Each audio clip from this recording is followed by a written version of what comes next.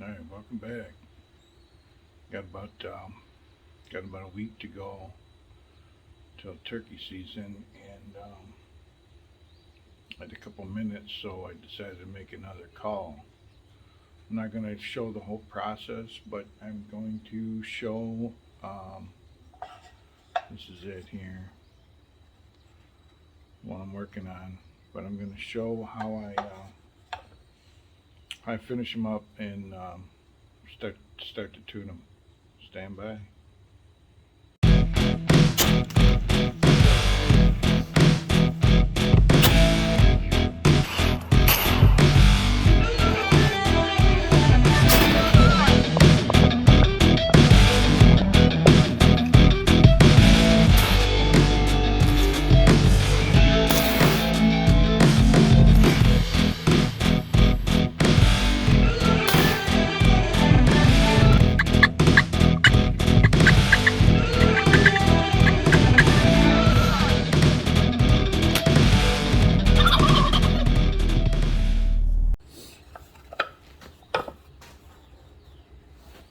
So I had a little extra time, and I had some wood, and I had the itch, so I decided to make a new call like I always do at the last minute. Um, and get kind of geared up for turkey season, and uh, it just happened. So anyway, this one is the box is black walnut, and the lid is mahogany. It's we use it in the tooling trades. Pattern makers use it, model makers. But I've made these calls out of all mahogany, all walnut. Um, I can put the pictures up of the pieces, but this is, I cut it apart so I didn't have to dig out the box, and then glued it together. So you can make each side out of a different piece of wood to give a different sound. You can make each side a different thickness in your tuning to give a different sound.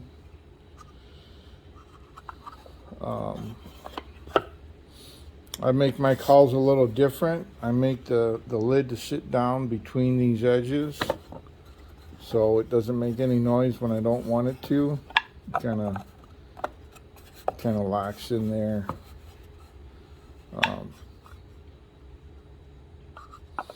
And then give you some dimensions on this one. I didn't measure this out. I just had a chunk of wood, and I started running with it. I spent about 15 minutes cutting the pieces out, and I spent another half hour here to shape them up. But so the box is about 7 3/8 by 2 by 1.5. Total with the handle on this is 11, and then that's really it. You can make them. I've made them all different sizes. The smaller they are, of course, the higher pitch they tend to be. And sometimes that works. I carry a bunch of different calls with me because you never know what's going to really set a time off. But one thing I do when I get to this point, and I'm going to start to make it talk, is I use the paddle and the box itself and some sandpaper between to get the final shape. You can see here on this side, I think I can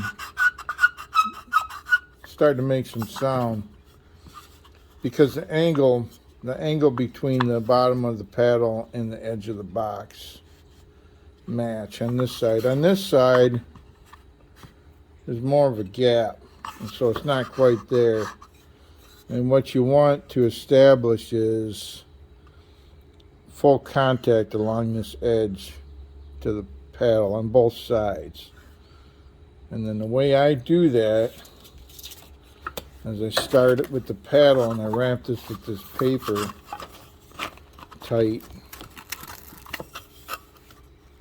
and I will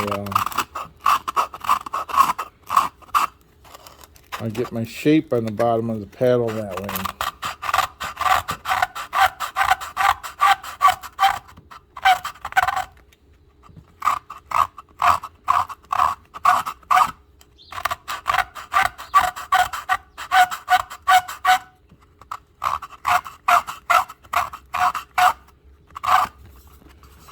Once I have that shape on the on this edge of the box, see, it's starting to talk. Once I have that shape and I have full contact across this edge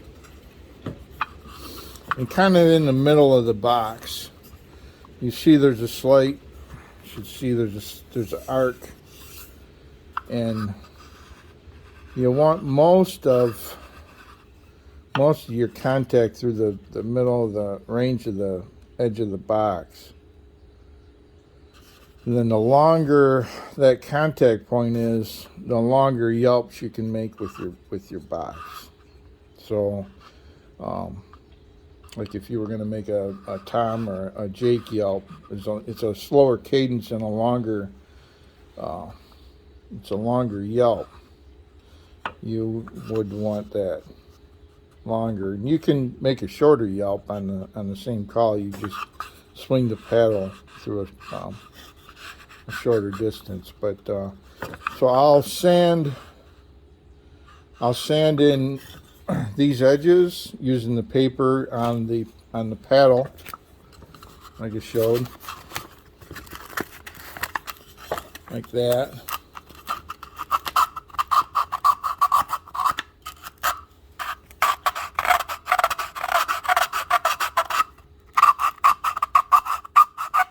And as I get that close, I turn the paper around,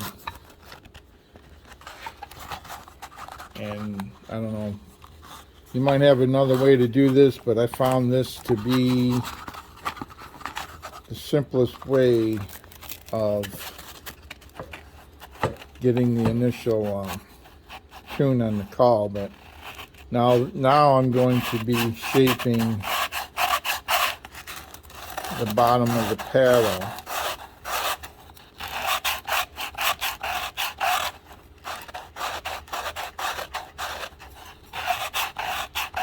And it's just a way of wearing the friction surfaces into each other.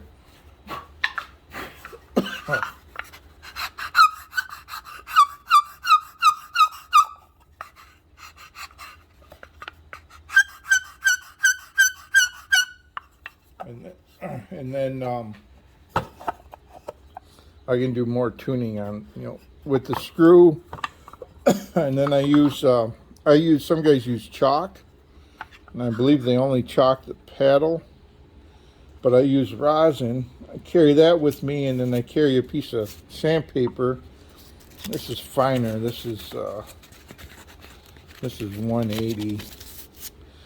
But I carry this, and I carry the rosin when I hunt, so I can tune them up.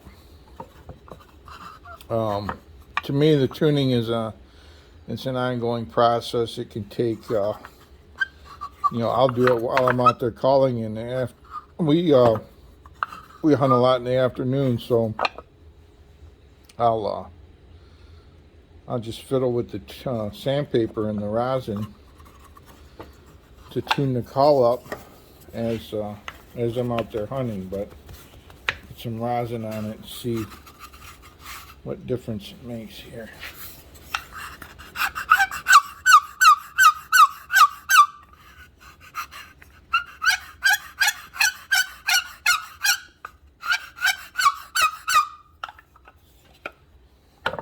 And that's really all there is to it. It's a little easier than going by, I think, than going by dimensions. Trying to shape these separately is you just wear them in. It's kind of like we do in the tooling trades. Is we'll lap surfaces in with the compound in between. You see how this is already closed the gap here.